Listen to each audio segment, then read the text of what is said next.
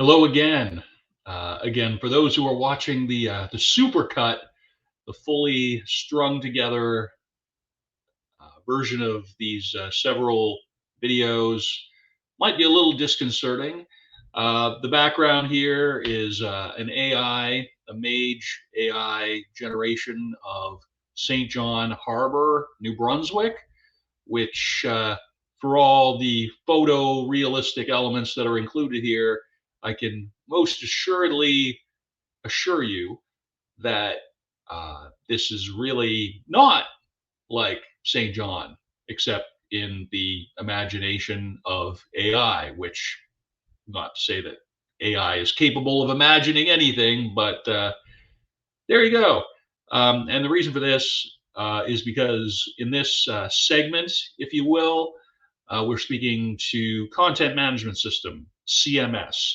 So, as in the previous segment, or in a segment with a video adjacent to this one, depending on how you're accessing the format, we were discussing learning management systems. So, LMS, content management system, CMS. Essentially, that is another term for a publicly facing website. Content that is managed and placed, generally speaking, available for usage by people on the so called open web, the World Wide Web, the internet. Uh, the idea with that is essentially, I mean, what I would say is that there's a fundamental difference in philosophy between education that is placed on a publicly facing site and educational resources and materials and processes that are placed within a learning management system. And it goes beyond, for me anyway, just the notion of having more privacy in a learning management system. It's effectively two different philosophies of education, as I've come to think of it, as I've spent a good amount of time in the learning technology and curricular kind of areas over the past 10 or 12 years, anyway, within my career. And just to kind of speak to that philosophical difference, I would suggest that publicly facing sites, such as the example I'll use is WordPress. And the reason I'm using WordPress as an example is because I didn't really have any familiarity with WordPress at all until I began my employment at Thompson Rivers. That was a skill that I sort of picked up by helping other faculty university do various kinds of projects using WordPress. And also, I guess since my employment ended, I've actually made more use of it personally than what I had been even during within my role. So, hence the St. John AI Harbor imagery here. That is to say, for where, as it happens, then while in Kamloops, essentially. And this kind of goes to what I was talking about a little bit in the previous video, where relying on an institution's infrastructure or technology services may not necessarily be the most viable way forward over the course of a career. And my feeling on this is that if you have your own website, your own personal website, preferably with your own URL, your own custom domain, as it were, that is something that has a certain professional value, a certain professional cachet, if you will. One of the most, I guess, I don't want to say the most common, but an application that's sort of an approach, an application, more like an approach that I saw used in higher ed which is to say at Thompson Rivers, as well as in some other spots, is for an e-portfolio. And those can be as simple as setting up a website and just attaching some of your favorite achievements to it, whether it's pictures or certificates from professional development opportunities or whatever. Or it can actually be somewhat more nuanced, somewhat more layered. And I guess just to kind of give you an example of the fact that a website, your own personal website, I'm recommending WordPress. When I was doing sessions fairly often at TRU on WordPress, one of the numbers, one of the stats. It's not a stat, but I mean just one of the measures, I suppose, of the popularity of WordPress is to the effect that roughly 35 to 40% of all the websites on the internet are built using WordPress architecture. So I think it just behooves people, anybody who's going to be in an educational role in these, we're in the middle 2020s now. I think you'd be doing yourself an immense service to gain some basic proficiency with how to populate content on a website.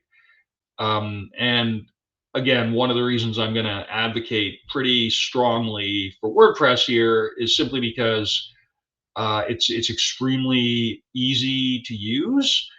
The steps for it haven't really changed much, as I understand, in roughly 20 years or so that this has been a popular platform for blogging and then increasingly for other kinds of websites.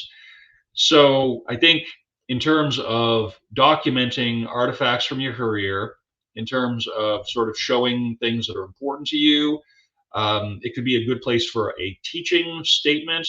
It could be a good place for some video resources of classroom teaching experiences if you have those available. And really, the only limit to what you can put out there is on your imagination. The fact that we are having this dialogue, having this discussion, as it were, about these technologies, about these platforms, is through a WordPress based website. And the format that Dr. Doug Reed and I have developed for podcasting purposes is based fundamentally on the WordPress. So in our process, Doug will share with me his topic for a given episode. He'll share with me his resources, like his readings, his journal, peer-reviewed journal articles and citations, and just commentary and images. And he puts those all into a Google Doc.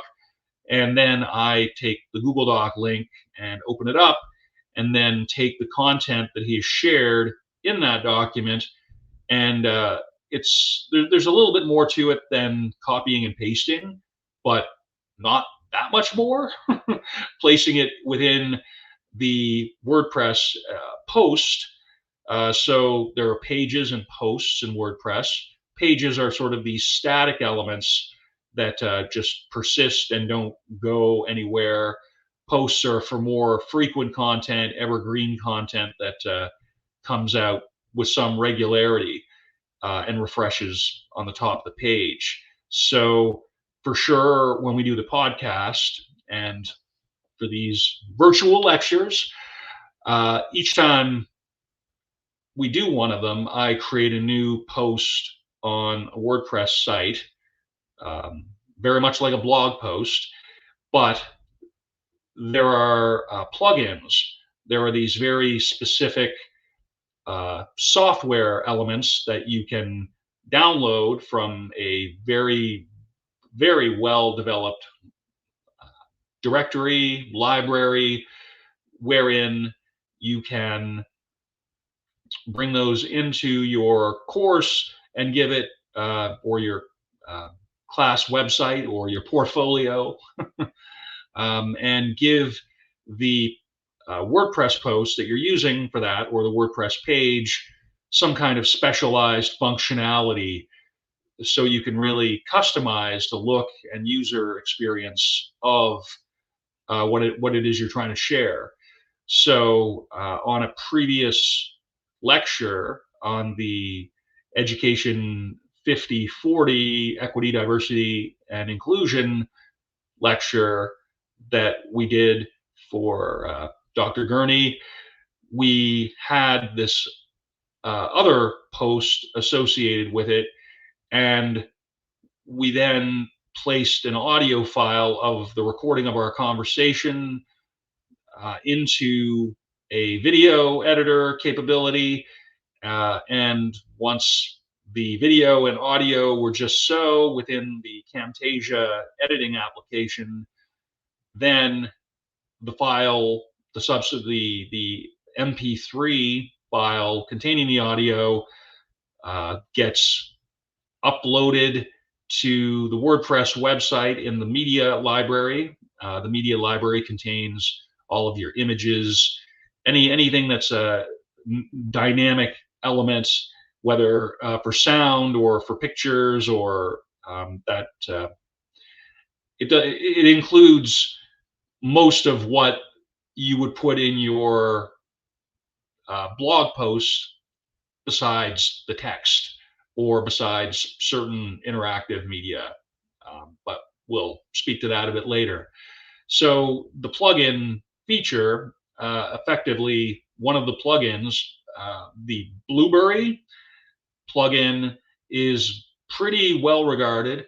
It's had in excess of 100,000 downloads and installs, because when you select a plugin for a certain purpose, you can find out how many other people have downloaded it, how often it's been updated, which is important. And that Blueberry, it's got a unique spelling, as software applications sometimes do. Takes the audio file and then an image from the WordPress post, and it's through that the podcast then makes its way as a sound element and something you can listen to and experience on Spotify, Google Podcasts, Apple Podcasts, and all of the others. So it really makes life a lot easier than, say, for instance, me going to every one of those podcast platforms and then trying to upload content into them or whatever. So it makes things a lot quicker, a lot more efficient in that regard. So those are a couple of use cases. For instance, the e-portfolio, again, something you can do with a bit of work, but not too much, that can really make you look professional while you're looking for a job, or while you're documenting artifacts and experiences from your career for sharing, and as well for a podcast. That's another kind of use case, which you may not be thinking of starting a podcast, but you may at some point want to place video or audio on your website. And again, WordPress makes it very easy to do. So I would, again, although although you have access to WordPress through Thomson Rivers and through the province of BC, it perhaps makes more sense to obtain a license for WordPress through a hosting service. I use Reclaim Hosting because I simply don't want to own my own server and have WordPress installed in my own location. That to me is more work than I am prepared to put into it myself. So I pay a very modest annual fee for a professional license for WordPress. Professional as in it gives you more space and storage, essentially. I don't. This is because there's now something like 53 to 55 podcast episodes, and it takes up a lot of space.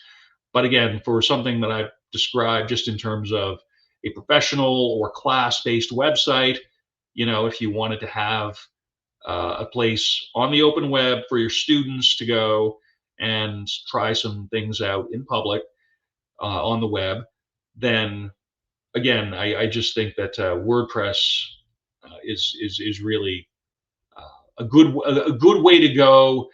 It's a modest financial investment to have your own site, your own domain, and you always have the ability to export all of your content if you decide to leave your hosting service.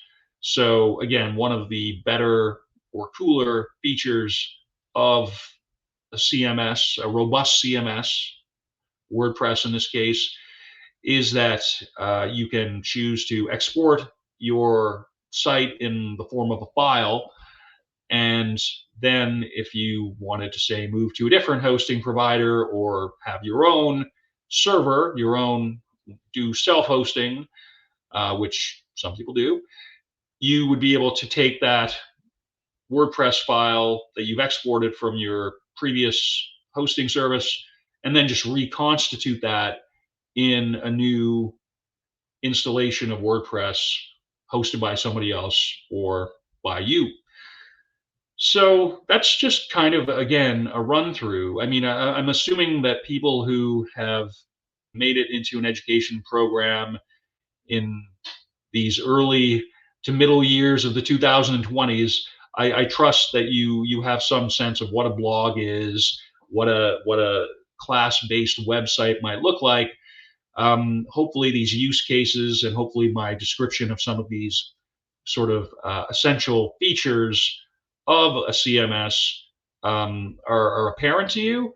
And again, I would just really say that there's a lot of value to be had for your students in having them do personally meaningful projects, individually or in group, using a WordPress site in public for those kinds of interactions.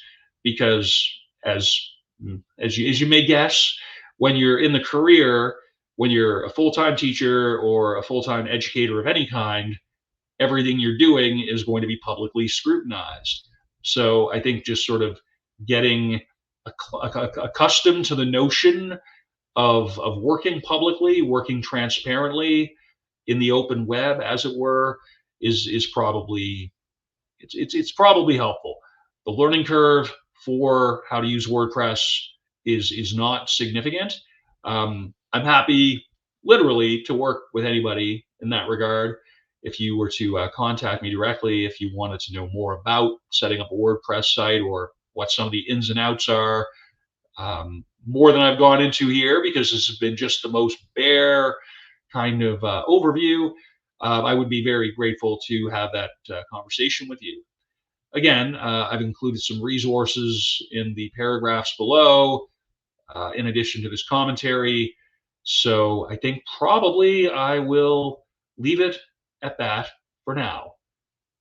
So we have one more set of tools to go. That is going to be the productivity suites, and that'll sort of take us to the end of the content area of this discussion. So see you in a few, or momentarily if you're listening to the supercut.